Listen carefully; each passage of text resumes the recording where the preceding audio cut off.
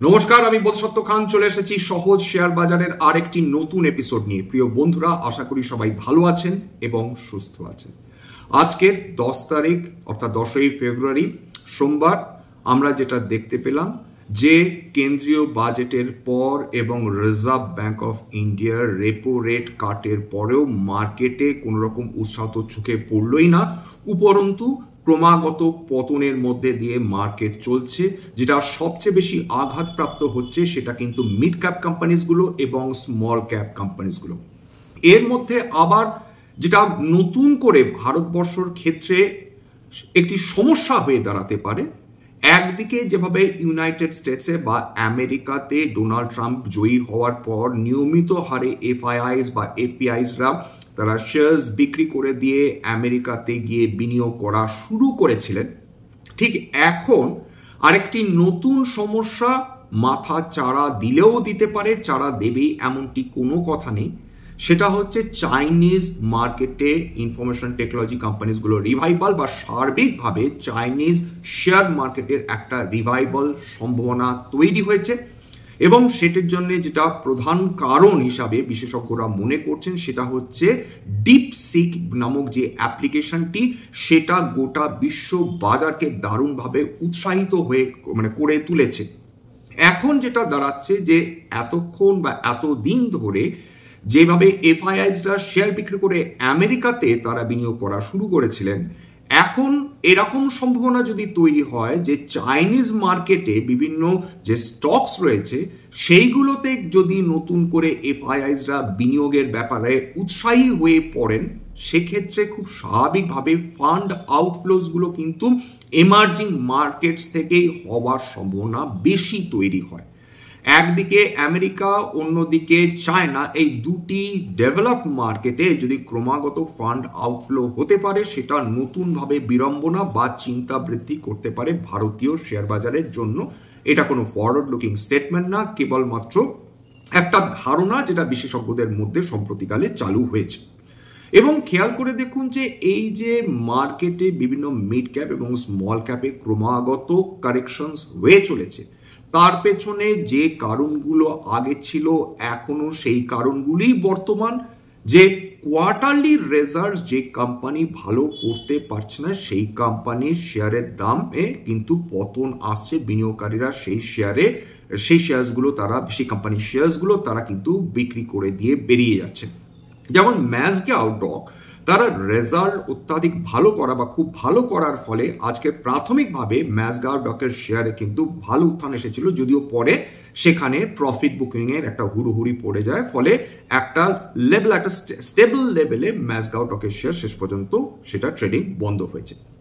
এছাড়া বিভিন্ন কারণেও কিন্তু বিভিন্ন স্টকের শেয়ারের দাম কমতে বা বৃদ্ধি পেতেই পারে। সেটা কেবলমাত্র বিদেশি যে কারণগুলো, সে জিওপলিটিক্যাল টেনশন হতে পারে, এফআইআই সেলিং হতে পারে, তারপর বিভিন্ন মার্কেটস, ডেভেলপ মার্কেটস ভালো করতে পারে, যার ফলে ফান্ডস আউটফ্লো হতে পারে। এটা যেরকম সত্যি, কোয়ার্টারলি রেজাল্টসের ওপর যদি আমরা ডিপেন্ড করে বিভিন্ন কোম্পানির পারফরমেন্স দেখি, শেয়ার পারফরমেন্স দেখি, সেক্ষেত্রেও যদি চেঞ্জেস আসে। আরেকটা কথা কিন্তু বলতেই হয় যে যেটা আমাদের স্বীকার করে নিতেই হবে যে এই ভারতবর্ষের মধ্যেই বিভিন্ন কোম্পানির মধ্যে কিন্তু ক্রমাগত তাদের মধ্যে কম্পিটিশন রয়েছে, সেম সেক্টরের মধ্যে কম্পিটিশন রয়েছে, এবং অনেক সময় এই বিভিন্ন কোম্পানিগুলো কিন্তু নিজেদের মধ্যে বিবাদে জড়িয়ে পড়ে, আইনি জটিলতায় জড়িয়ে পড়ে, এবং সেটা কিন্তু বিশেষ ব্র্যান্ড নেমের কারণে।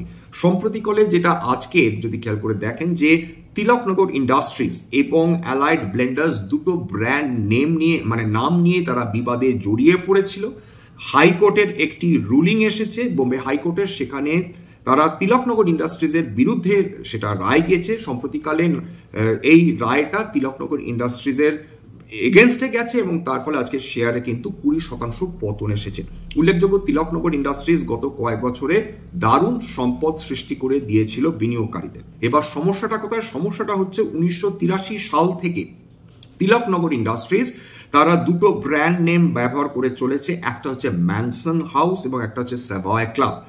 একইভাবে আরেকটি কোম্পানি তারা অ্যালকোহলিক বেভারেজেস বিক্রি করে, অ্যালাইড ব্লেন্ডার্স, তারাও কিন্তু এই ম্যানসন হাউস নামটা তারাও ব্যবহার করছিলেন, তার ফলে একটি বিবাদ উপস্থিত হয়। অ্যালাইড ব্লেন্ডার্স অভিযোগ করে যে তারা যে প্রোডাক্টস বিক্রি করছে, তিলকনগর ইন্ডাস্ট্রিজও যেহেতু একই প্রোডাক্ট একই ব্র্যান্ড নেমে ব্যবহার করছে, তার ফলে তাদের কিন্তু যে পণ্য বিক্রি সেই পণ্য বিক্রির ওপর প্রভাব আসছে বা প্রভাব ভবিষ্যতেও আসতে পারে, যেটা অবশ্য হাইকোর্ট নেগেট করেছে।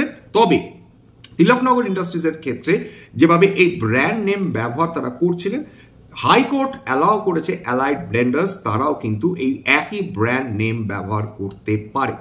সুতরাং এই যে প্রবলেমের ফলে আজকে যদিও দুটো কোম্পানিতেই পতন এসেছে, তিলকনগর ইন্ডাস্ট্রিজে প্রায় আমি যেটা বললাম 20% পতন এবং অ্যালাইড ব্লেন্ডার্সে প্রায় 5.5%-এর উপর পতন নিঃসন্দেহে এসছে। এবার যদি আজকের মানে গোটা ভারতবর্ষের শেয়ার মার্কেটে বিভিন্ন সেক্টর বা সেক্টরাল ইন্ডাইসেসের পারফরমেন্স দেখেন, বুঝবেন যে প্রায় সব সেক্টরই আজকে লালে বন্ধ হয়েছে, সমস্ত সেক্টর। এবার ইন্ডাইসেস নিয়ে বিশেষভাবে কথা বলার প্রয়োজন রয়েছে। নিফটি আজকের 0.76% পতন দেখেছে, সেন্সেক্স 0.7% পতন, বিএসসি সেন্সেক্স প্রায় 550 পয়েন্টের উপর পতন এসেছে। নিফটি ব্যাংক 0.35% পতন, নিফটি আইটি 0.76% পতন। কিন্তু যেগুলো সবচেয়ে আঘাতপ্রাপ্ত হয়েছে সেটা হচ্ছে বিএসসি স্মল ক্যাপ 2.25% পতন, বিএসসি মিড ক্যাপ 2.06% পতন, বিএসসি কনজিউমার ডিউরেবলস 2.61% পতন, বিএসসি হেলথ কেয়ার 2.25% পতন, বিএসসি মেটালস 2.63% পতন, এছাড়া নিফটি অটো 1.48% পতন এবং বিএসসি ক্যাপিটাল গুডস 1.12% পতন এসেছে। তার মানে যেটা বোঝা যাচ্ছে মার্কেট আজকের ইরেসপেক্টিভ অফ সে ভালো কোম্পানি কি ভালো কোম্পানি না সেসব দেখেনি, মার্কেটে বিপুল আজকের আমরা যেটা দেখেছি সেলিং এসেছে বিভিন্ন ইন্ডাইসেসের মধ্যে, বিভিন্ন কোম্পানির মধ্যে, সেগুলো আজকের আমরা ডেফিনেটলি দেখে দেবো। উল্লেখযোগ্য যে এই তিলকনগর ইন্ডাস্ট্রিজের যে খবরটা আমি আপনাদের দিলাম সেটা আমি মানি কন্ট্রোল থেকে পেয়েছি।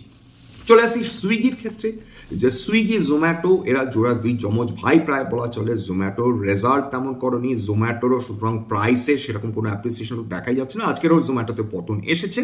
এবার সুইগিতে যেটা সমস্যা হয়েছে, সুইগি তার আইপিও প্রাইসের নিচে চলে গেছে, প্রায় 790 কোটি টাকা লস করার পর সুইগির প্রতি বিনিয়োগকারীদের কোনো না কোনোভাবে হয়তো বা একটা মোহভঙ্গ হলেও হয়ে থাকতে পারে, কিন্তু আপাতত মার্কেট দুর্বল হয়ে রয়েছে, মার্কেটের মধ্যে একটা ভীতি কাজ করছে এবং তার ফলে ভালো কোম্পানির সঙ্গে সঙ্গে যে কোম্পানিগুলোকে নিয়ে অত্যন্ত বেশি উচ্চাশা ছিল বিনিয়োগকারীদের তাদের কিন্তু চোখের সামনে এই স্টকসগুলোর নাম হু হু করে নেমে চলেছে।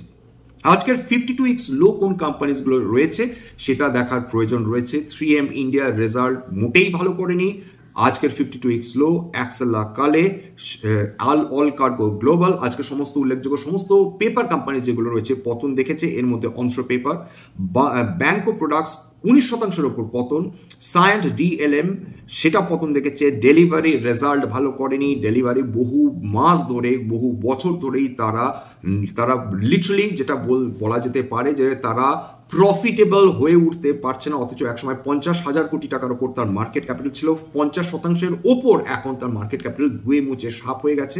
সুতরাং ডেলিভারি নিয়ে যে উচ্ছ্বাস ছিল সেইটা আপাতত স্তীমিত হয়েছে। ইজি ট্রিপ প্ল্যানার্স নিয়ে নতুন করে বলার নেই, যদি প্রমোটার নিয়মিত হারে কোনো কোম্পানির শেয়ার যদি বিক্রি করতে থাকেন সেই কোম্পানির প্রতি কিন্তু বিনিয়োগকারীদের কনফিডেন্স কমতে থাকে, যেটা ইজি ট্রিপ প্ল্যানার একটা উদাহরণ হিসাবে দেখা যেতে পারে।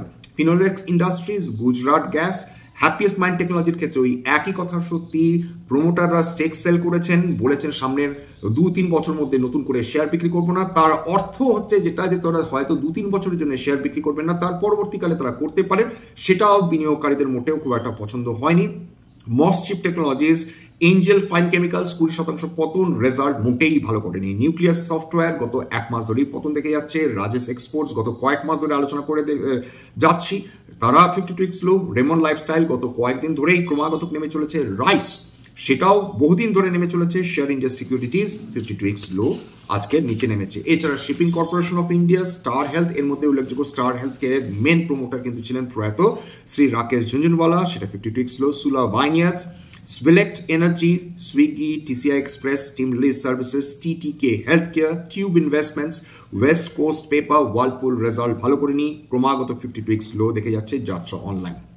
52x হাই গেছে মাত্র হাতে গোনা কয়েকটা উল্লেখযোগ্য কোম্পানি, তার মধ্যে গোটাচারেক কোম্পানির নাম হয়তো উল্লেখ করা যেতে পারে ক্যান্টারবেল রিটেলস, Kotak Mahindra bank, Mahindra and Mahindra, Redington.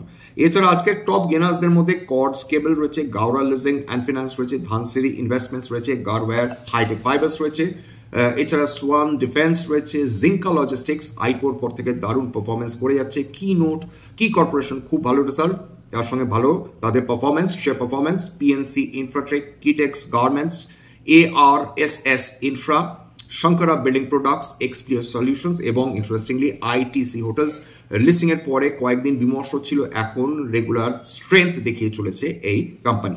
আসুন দেখে নিই আজকে ইউরোপিয়ান মার্কেটস এবং এশিয়ান মার্কেটস কিরকম পারফরমেন্স করেছে। মোটামুটি ফুটসি, ক্যাক এবং ড্যাক এই তিনটেই মোরলেস একটা পজিটিভ বায়াস নিয়ে ট্রেড করছিল। নিকেই যদিও তার বিরুদ্ধে ডোনাল্ড ট্রাম্প হুমকি দিয়েছেন, তার সত্ত্বেও ফ্ল্যাট বন্ধ হয়েছে। হ্যাংসেং দারুণ উত্থান দেখেছে 1.8%। এছাড়া সাংহাই সেটাও 0.5% বেশি, সেটা উত্থান নিয়ে ট্রেড করছিল।